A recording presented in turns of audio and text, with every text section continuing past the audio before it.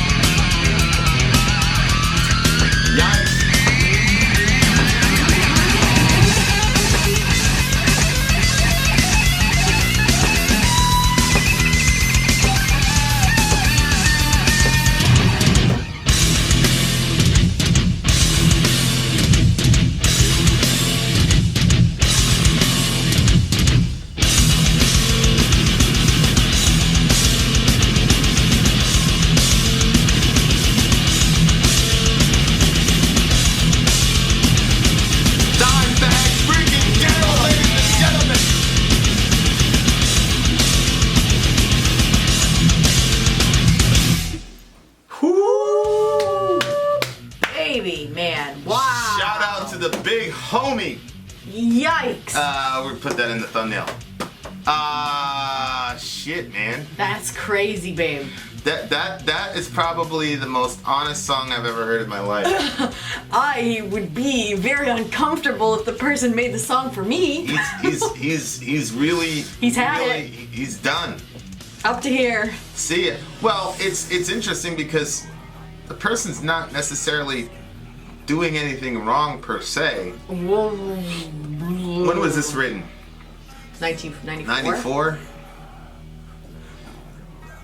Yeah, I don't think the person did anything to him. I just think he felt suffocated by the relationship, and he's like, "Look, man, I don't want you anymore. Get out of here." Well, scroll up. He talked about betrayal. Right here.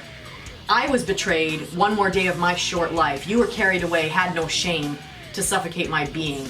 I was me, but you weren't you. You were. So he felt betrayed by the fact that she was suffocating him and.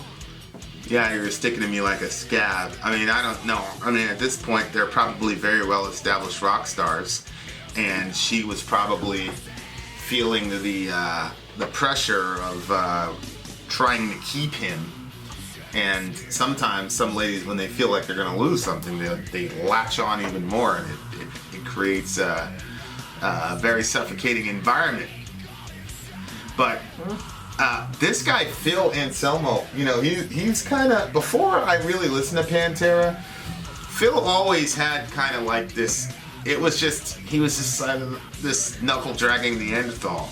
But if you're talking about like what the top four was supposed to be, Metallica, Slayer, Pantera, and Anthrax, I think he's the best right out of those four. And it's not very close. He's using Skin to talk about her being on him, and then he transforms it to a scab. Mm-hmm. You were sticking to me like a scab, so I peeled you away, bled for days, and stepped out of myself. Like, this is probably one of the most brilliant uses of metaphor I've seen in a song. He used it a lot of ways, because one of the ways he talked about to sever my Siamese twin. Yeah. He also said that he was shedding his skin, and when he talks about shedding his skin, it's like, you know, you get the snake analogy where you leave the old skin behind. Yeah. But then he was talking about her taking his skin. Did you catch that? Well, yeah, at the beginning, I don't want you to look at me while I'm shedding skin. I can't afford for you to see what's in. I'd rather shoot myself than have you watch me. I feel you'd steal my skin and try to wear me. Okay, that was weird, because when it first started out, I thought it was talking about like how you change as a person. Like, this last transition that I made, like, I would say like over the last year and a half, 2 years, well, while we've been married, it was a ugly, hard transformation for me, because I had to be real with myself, and I didn't, like, I was so used to acting all the time to be the perfect person, and not doing that anymore was really, really difficult, and showing that side of myself to you was very hard, but that was the only way to kind of grow past it. Yeah. So that's kind of what I thought it was talking about at the beginning.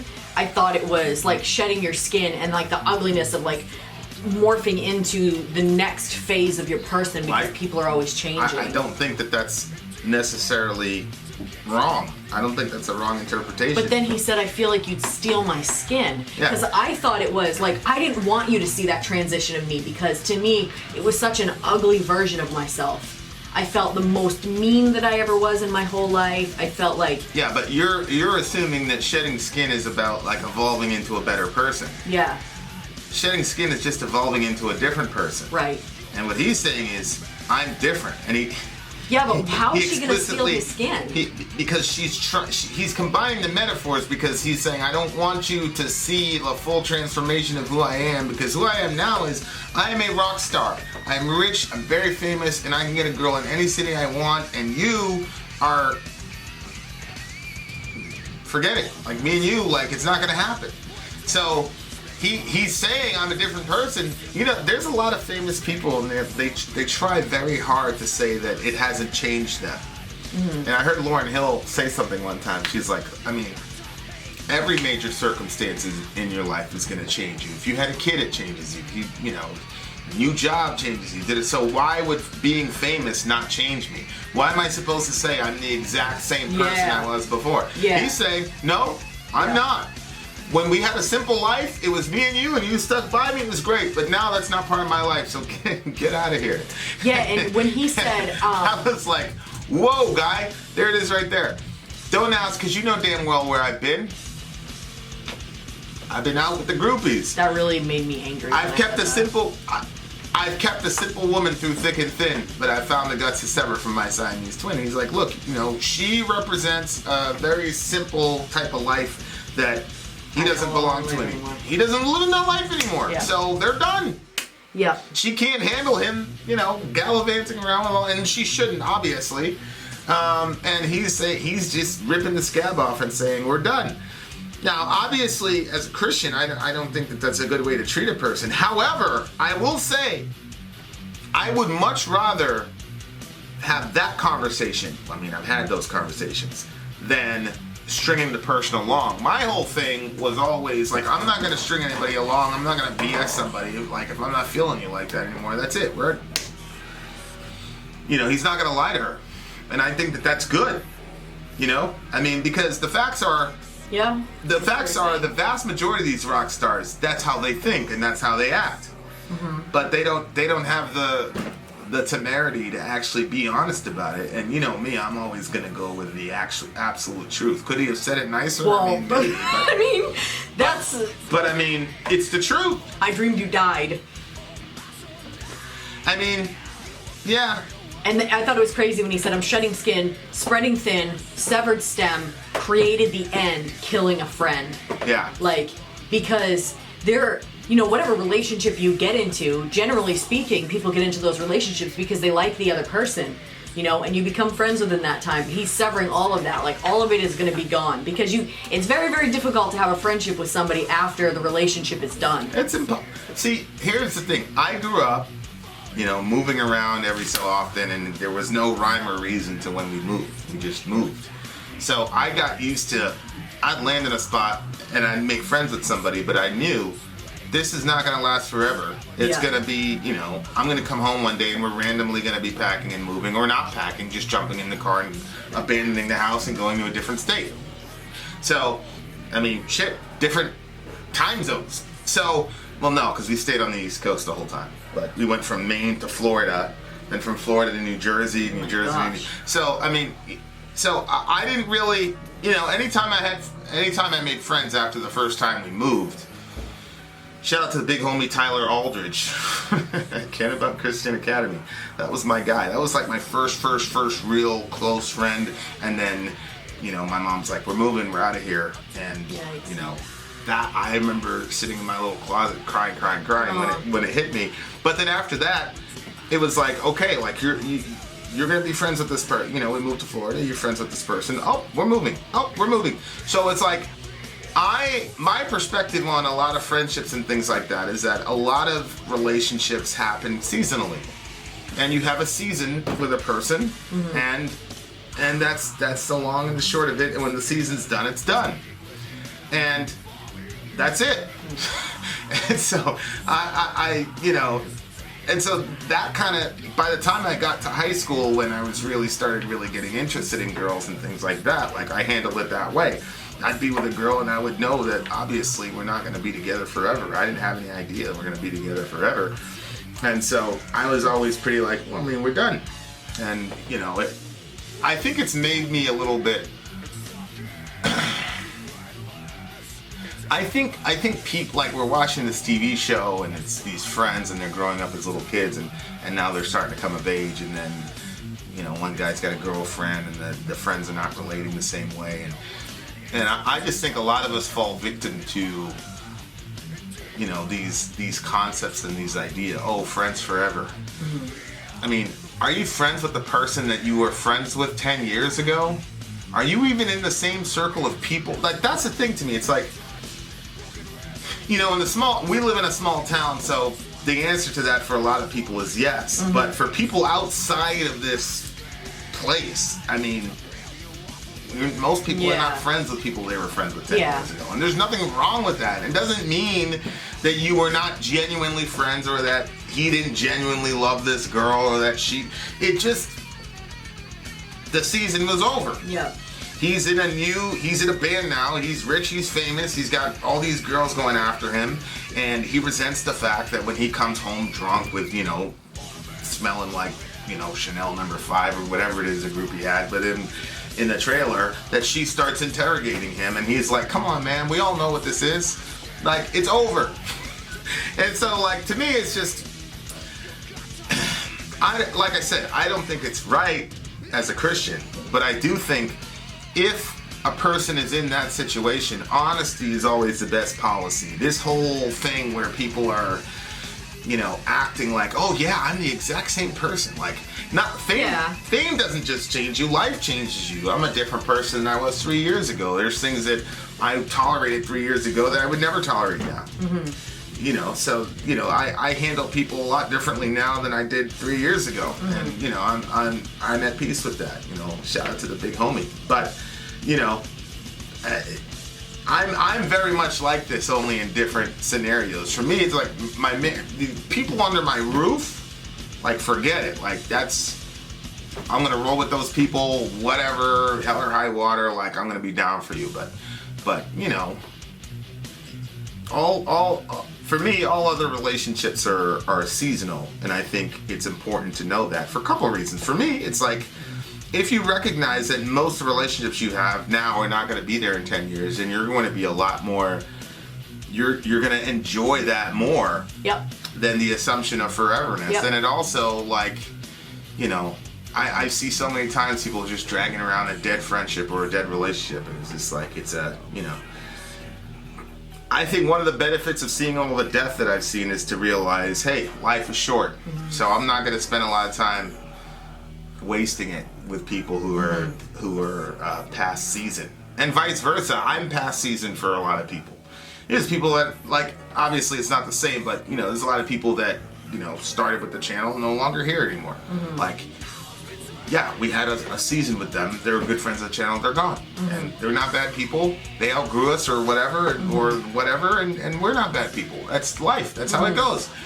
But I think people, like, want to hold on to, like, this idealism of what friendship is supposed to be, or relationship is supposed to be, and so they drag stuff around to where it's like, it seems like you've got a different feel in this song. Well, obviously, I don't like the way that he just said, like, we all know what this is, you know what I mean? But I do think that people have the tendency to lie to themselves, because when he says, you know what this is? Like, she probably did know what this is, and she probably knew that this relationship was not really working for her. It probably was very toxic for her because the way that she was reacting to him. 100%. But for whatever reason, she doesn't extricate her own self from the situation, so she has to be booted out and talked about like she's a scab being ripped off from his skin. So I don't think that it's good for a woman to put herself in that situation. Like, if you find yourself in the situation where it's not working, but you can't seem to pull yourself away from it, like, I think that you need to set yourself up in such a way so you can, like, get the support systems in place, busy yourself with other things. If you've been wanting to join a dance class, join a dance class. If you've been wanting to do something for what, just do those things and find yourself moving forward, because I think that to be treated like this is much worse. Because the separation still had to be made, but it was almost like it happened to her. She didn't do it herself, so it's like, and then to be spoken about like this, I'm not really a fan. I do agree that people hold on to things that are dead and they don't, like, just speak honestly about it. And I think that he was holding on for far longer than he wanted to, and the situation got really. Yeah, I just think though that there are. I'm certain that he gave her lots of hints before writing this song. Oh, I'm sure. Yeah. And so it's like. But that's what I'm saying. Like, sometimes, a lot of times when something is toxic.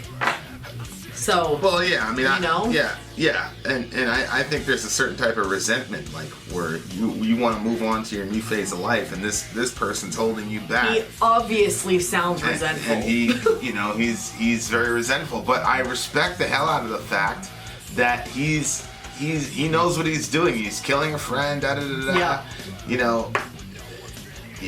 Again, I think there's probably some mechanism in me emotionally that's probably, for me, it's like, I don't like, there was this person that I was friends with for a couple of years, and then, stuff happened, and so that was, the season was over, and so that was the end of it. Like, I was done. I was done with them, and I don't have any, like, it's not like I want to, I'm a huge guy, it's just, okay, like, I'm in a new phase of my life now, like, it's over. I got stuff that I'm worried about. I got, this, I got the channel, I got you, like, I'm in a different phase of life. Like, I'm out. Like, we're done. And the last couple conversations were not nice and friendly conversations, but I never said, screw you, da-da-da-da. Like, I kept everything kind of gully. Then he goes and posts this thing to the best friend who threw me away like I didn't, exist. I'm like, bro, what's with all the drama? Like, first of all, there were certain things that happened that made it obvious as to why we were no longer friends. So I don't even know why you would post that. But secondly, to me, and like I say, like, I'm saying that maybe I'm certain, I'm a big self-aware of this person. So 99.99% of people are not like this. To me, it's like, you're not dead, I'm not dead, like, okay, like, everybody's good. Stay over there, do your thing. I'm gonna stay over here and do my thing. Like, what is the problem? We were together for, I think there's a lot of, like, relationships that are centered around utility. And I think a lot of people confuse utility with actual emotion. And those are not the same thing. So me and this person, we were building something.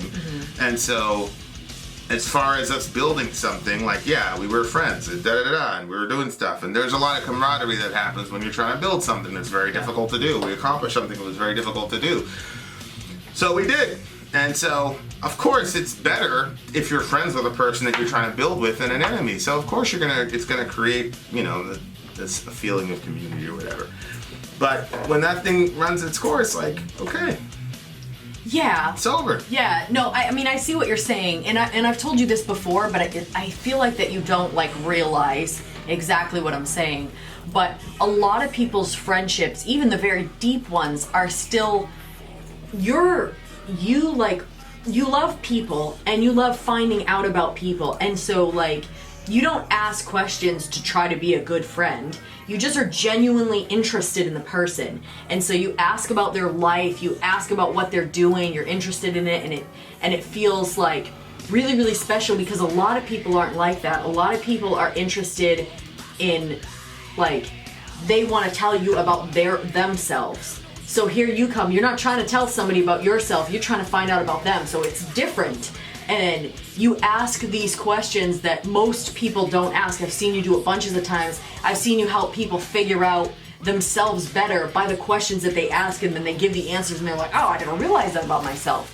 So I think that because you are just, like, born a deep person, and the questions that you ask, I think that when you're having just a regular friendship with people, it feels extremely deep for them, because it's deeper than a lot of the other friendships that they have. And so when all of a sudden that friendship or that season is done, it's very shocking to them, because they're like, I really thought that we were closer than this. So yeah, I've heard that a lot of people say that they felt that they were closer to me than whatever. Right. And I people used to say it. I used to hear people saying it all the time. Wow. They would say, well, we have a special connection. They would say that to you. They said it all the time, like, different people. I'm like, how many special connections can you have? But on their part, they were really feeling the depth of that connection. For you, and you were connected. I would never say something like this. I would never call those people scabs and da-da-da-da. Nope. But the thing is, I think he held on to this relationship way too long. I agree. And that engendered all of that anger that he had toward the person, because he's like, you should get the hint. And so because she didn't get the hint, and to me it's like, well, just tell her. There's no hints to be had. And I think the longer that he held on, the more she was getting, like, because I think the more he, like, separated from her, the more she realized she was losing him, which made her grab on him even more, which made her resent her. It just was like this nasty cycle that somebody needed to get out of. Well, that's the thing. Is like I'm not a fan of carrying around all that stress and all that negative energy, man. Yeah. Like that, to me, that's the thing. It's like, you're not dead. Like, I've seen so many people, like, I'm part of this group, the high school we used to go to, and, oh, girl, blah, blah, blah, friends forever. It's like, you guys are a completely different coats. You're not friends forever, man. Not at all. You were friends in high school. That shit was in the freaking, 1999. Like, so, like, why? Like, why? Like, I don't get it. I don't get it. And then, like I said, I'm probably socially, handicapped to some degree based on certain, experiences I've had in my life.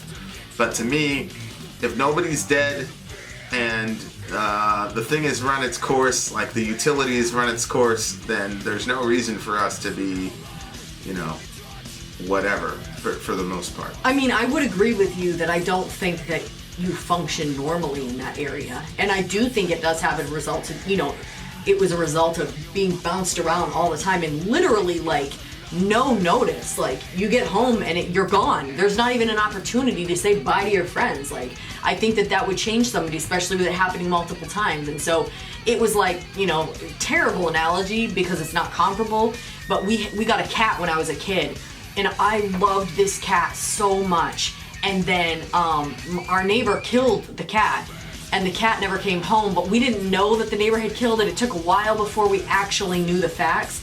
And so every night I would search for the cat. I would go out, because we had actually taught our cat to come when we called him.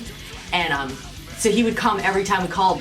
The cat wasn't coming. I would go all around the yard, all around the neighborhood, calling, Cody, and he never came. And sometimes I would think I heard his, because we had a little bell on him, I would think, I hear his bell, and then it would be nothing. And so I would actually go outside. It's kind of sad. I was just a little kid. I would go outside and I would sing that the song. Well, actually, I think I was more like 12. I'm not really sure how old I was, but I would go out. You know the Titanic song? Yeah, My Heart Will Go On. Yes, I used to go outside and sing that in the darkness and be so sad and think about the cat, and I would dream about him for the longest time. It was really, for me, it was like really traumatic in my life, like when he went missing and never came back home. And so after that, like, my heart, boom, I felt like it closed. And the next time that we got a cat, I loved the cat, but I never loved any other animal like I loved that cat. And sure enough, my neighbor killed that cat as well. So it confirmed to me that it was good that I didn't open my heart like that again, because I never wanted to feel what I felt when the first cat went missing. So I'm sure that the same thing on a much bigger level, because it's human beings you're dealing with and not a cat, that I'm sure that the same thing happened. Eventually your heart says, okay, I'm never going to go that deep again, because... Well, it's not a matter of going deep, because I don't feel like... Did you ever sit in your closet and cry again? Well, no. What I'm saying is, I don't feel like... I think like I said, if you say, are you friends with the people that you were friends with 10 years ago? Most of us are going to say no. Are you in the same circles that you were in 10 years ago? Most people are going to say no. So, I get what you're saying, but like, you don't have to have a traumatic experience with a cat or with anything to know that this relationship is probably not going to be in my life in a decade. Mm-hmm. And so what I'm saying is the opposite of what you're saying, and I think that's where the disconnect comes from, is like, what I'm saying is when you're friends with someone, you have to assume that most of the time you're not going to be friends with them in 10 years. So enjoy the time that you have right there to the best of your ability. Don't hold anything back. Mm-hmm. Enjoy it. And then when it's done, move on. So what happens with me is like, okay, if you're in front of me and we're working together, we're trying to build something, like, boom, okay, we're going to be friends. We're going to, roll. I'm going to roll with you, and, I'm going to roll with you. Somebody does something, I'm gonna protect you, and blah blah. We had. Oh yeah, you did, yeah. I did with the guy. I did on multiple occasions. Mm-hmm. Like, I was riding for him because that was my guy at the time. Mm-hmm. And so like that gets construed into, oh, now that means we have to be friends forever. Mm-hmm. No, it just means in this moment, in this space of time, like we're rolling with each other, and I'm gonna ride or die with you. But when the season's over, it's done, and then You move Well, on. that's the thing. I think that you had an understanding that that season was going to come to an end. You obviously did. You said it on multiple occasions. But I think everybody else was I would tell feeling people like, all the time. I tell people all the time, like, this is not going to last forever. I mean, Like, even this it channel. wasn't a mystery. Even this channel is. I don't believe this channel is going to last forever. Well, of course, I mean, nobody thinks obviously. nobody thinks So- the channel's going to last forever. You know what I mean? Like, you're not going to be watching us in 10 years, fam. Like, you know what I mean? Yeah, So- I mean, this is another season thing, but I don't think that, like, some of the ways that people, react to us or, say whatever, I think that they're not recognizing that this is a limited thing. You know what I mean? Like, this isn't going to be here forever. But I think that you were recognizing that at the time, and other people were not on the same page. Well, my thing And is, then- how can you not recognize it if you realize that all your best friends in high school, none of you're not around any of them after a decade? How could you not know? What makes you think that this particular relationship is going to be a forever relationship? Well, I know, like, for me, we, like, moved twice when I was very small. And then from probably the time that I was, like, I don't know, 4 years old, all the way up till my parents still live in the same house. So for me, the thought of, like, somebody buying a house or living in a house and then just, like, uprooting, like, in a day, like, I can't even process that. Like, that is wild to me. In my mind, when somebody has a house, they're staying there. But you're not like that. Like, we've talked about getting a house here in Maine, but we also want to be in a warmer state. So my thought is, oh my gosh, we can't get a house here, because if we get a house here, how are we going to move? You're not like that. You're like, get the house now, sell that one and move. And I'm like, so I think that, like, some of the stuff that we were doing with that group was so deep and so involved, it seemed like you can never pull out of this. Of course, you never know. One conversation can switch an entire thing, and that's exactly what happened. Yeah. One page of writing turned the course of a city. Yeah, I mean, I don't think it's that deep. But It is. It is. I think you just underestimate it. I think you're. Have lives been lost because of the directional change? I think you're overestimating my importance. Have lives been lost? It's not just your importance, honey. It was the entire you. When you turned a corner and left, the whole thing fell apart. So I'm not underestimating your importance. Yeah.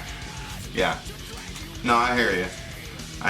But, I just say, if you're feeling like this, whether it's a friend or a girlfriend, obviously to me the exception is marriage. I think that, marriage, outgrowing somebody is not a good reason to end a marriage. Right, yeah. That's something completely and totally separate. And,